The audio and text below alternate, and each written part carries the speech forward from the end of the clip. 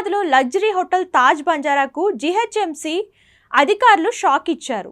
ఆ హోటల్ను సీజ్ చేశారు. గత 2 సంవత్సరాలుగా పన్ను చెల్లించకపోవడంతో అధికారులు ఈ నిర్ణయం తీసుకున్నట్లు సమాచారం. ఈ విషయమై గతంలో అనేకసార్లు నోటీసులు ఇచ్చినా తాజ్ బంజారా నిర్వాహకులు స్పందించకపోవడంతోనే సీజ్ చేయాల్సి వచ్చిందని అధికారులు వెల్లడిస్తున్నారు. ఈ తాజ్ బంజారా లగ్జరీ హోటల్ బంజారా హిల్స్లోని రోడ్ నెంబర్ 1లో ఉంది.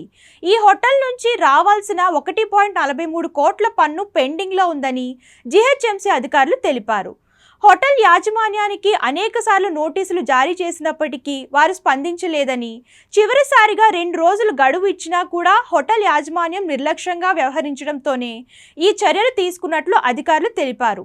అయితే గత కొంతకాలంగా నగరంలోని వాణిజ్య సంస్థల నుండి పన్ను వసూళ్లపై జీహెచ్ఎంసీ గట్టి ఫోకస్ పెట్టిన విషయం తెలిసిందే. మరి దీనిపై తాజ్ బంజారా హోటల్ యాజమాన్యం ఎలా స్పందిస్తుందో చూడాలి.